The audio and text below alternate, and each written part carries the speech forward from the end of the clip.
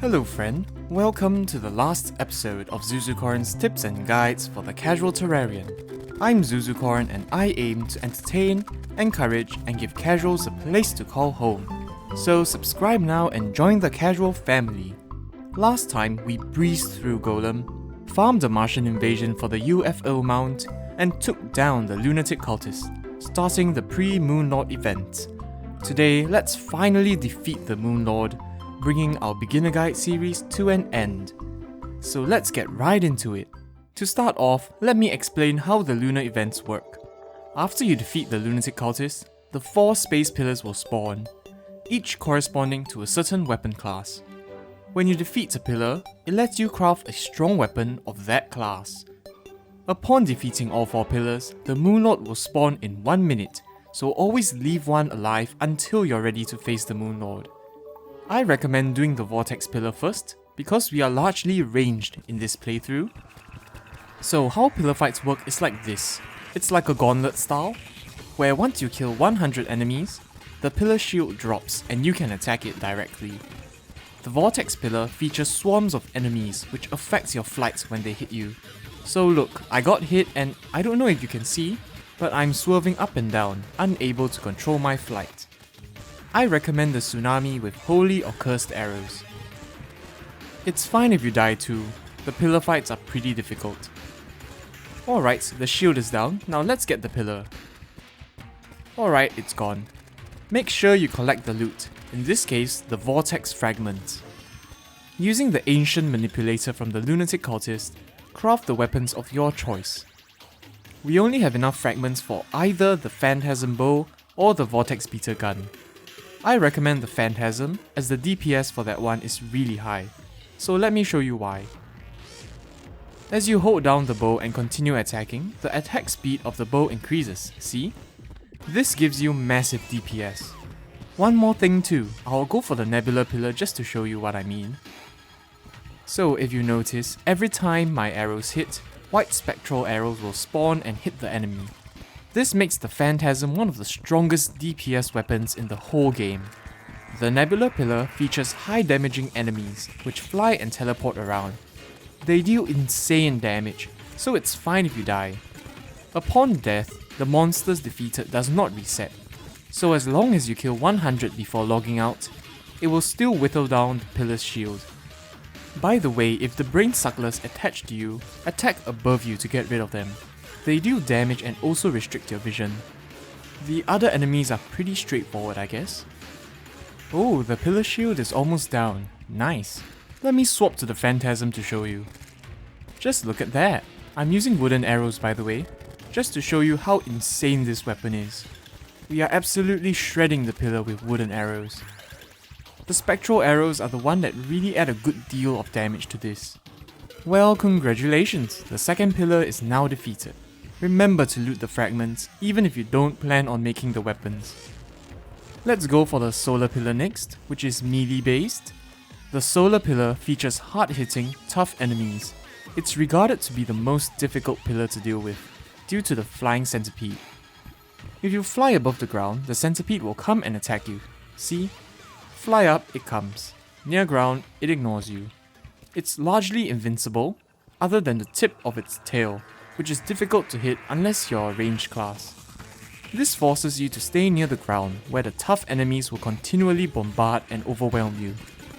I recommend staying near the edge of the pillar biome like this, so you can spawn in a few enemies, then move away to deal with them first, before moving in again and summoning more enemies.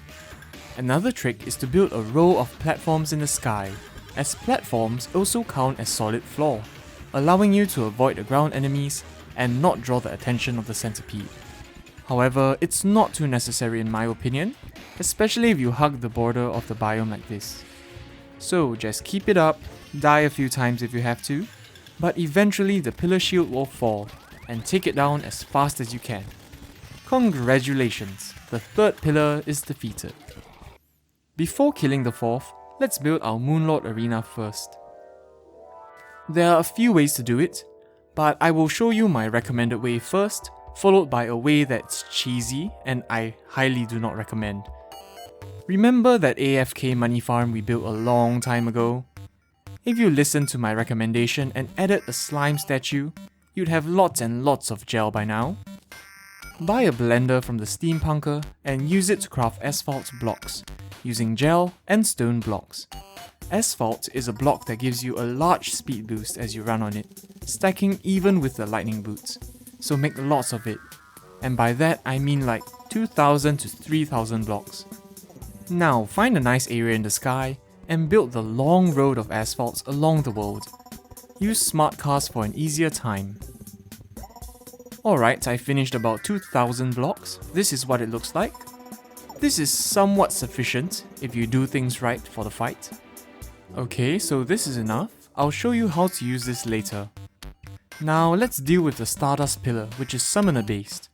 This pillar mostly swarms you with hordes of enemies. But here's a tip. See these Stardust cells? When you kill them, they actually make smaller cells, which grow into full-size cells to overwhelm you.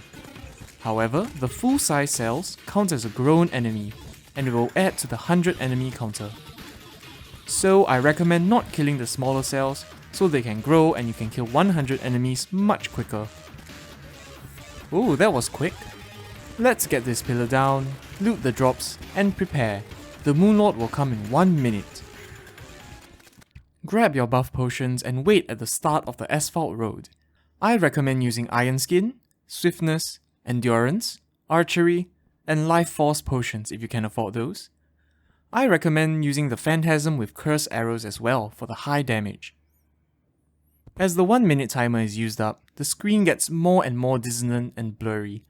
The moment the screen glows white, dash and start running. See, by doing this, you can stay ahead of the Moonlord, avoiding almost all of his attacks. Just look at how fast we're taking down his left eye already. Watch the middle eye closely. It's usually closed, but when it's open, it will fire a strong, high damaging laser. Watch for the charging particles, then fly upwards and over his head to avoid it. Then start running the other way. This is exceptionally easy if you use the Fishron wings, which have a high speed of ascent. So how he works is this. He has 3 eyes, one on his forehead, his left palm, and his right palm. After defeating all 3, his core will open and you have to defeat the core to kill him. The middle eye is only vulnerable during this period as well, so if you see it open, attack it immediately. Now I recommend defeating all 3 eyes at once, so do not unleash them one by one. When you defeat only one, an invincible true Eye of Cthulhu will spawn, which attacks you with hard to dodge attacks. It even has its own laser. So, by leaving each eye with a bit of health left, you can release all 3 eyes at once, making it much easier to dodge their attacks. With that, you can now aim his core. Continue running and flying a little, because the core usually lies below the road. But keep it up, stay ahead, and eventually you will succeed. However, don't worry if it takes you a few tries, it's okay to die. The Moonlord fight is really quite difficult. I'll show you how to summon him again later. So just keep it up, it's almost dead. And well, there we go, piece of cake. Congratulations, you have finally defeated the Moonlord, the final boss of Terraria 1.3. With 1.4 coming out next month, who knows what new bosses we will get to fight. So loot his drops, which are the strongest weapons in the game. We got a Star Ref and a Portal Gun, which is interesting for teleporting things around. The Star Ref is a strong melee weapon that summons lots of high damaging stars from the sky. We also got Luminite, which is used to craft the strongest armors and ammo in the game. But enough about that, let me show you the other method. This other method is a bit cheaty, as it uses the auto pause function. All you need for this one is to build a house in the sky just like this, as per normal, and move the nurse inside. Try to use some platforms for the floor and the ceiling as well. When it's nighttime, the nurse will teleport and live there if you move far enough. To summon the Moonlord again, you can craft a Celestial Sigil using all the fragments. Otherwise, you have to defeat the Lunatic Cultist and do all the pillars again. For this second method, what we need to do is open the menu, go to settings and turn auto pause on. This means that every time you open the menu or talk to an NPC, the game will pause. So look, even my fish isn't even flying right now, because the game is paused when my menu is open. This allows you to use the nurse and heal up anytime during the fight.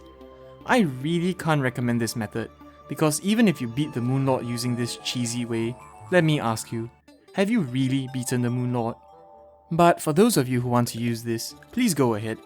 So summon the Moonlord using the Celestial Sigil, which you have to put in your top slot now since you turn auto pause on. There he is. Now look, if I open the menu, everything freezes. I can talk to the nurse to heal at any time I want. So all you have to do is just attack as per normal, get the 3 eyes and defeat the core. But whenever your health drops to about 200-ish, just talk to the nurse, which pauses the game, heal up and continue. So make sure you have enough money for this. I can't stress how I really dislike this method, but I'm here to give you as much information as I can, so here you go. Eventually, you'll defeat him as per normal, so congratulations! The Moonlord has many amazing drops, but I don't think I'll cover them. I'll leave it to you to discover and experience how crazy and strong they are. And well, with that, I would like to thank you for sticking around for Zuzucorn's tips and guides for the Casual Terrarian. Our beginner guide series has officially come to an end. I hope this series has helped you beat the game for the first time. But what now? Perhaps it is time for you to tackle expert mode? Well, now that's an idea. So make sure you like, subscribe, and hit the bell icon too for the upcoming expert mode guide for the Casual Terrarian. This has been Zuzucorn Games, by casuals for casuals. Have a nice day and have a great week ahead. Bye bye!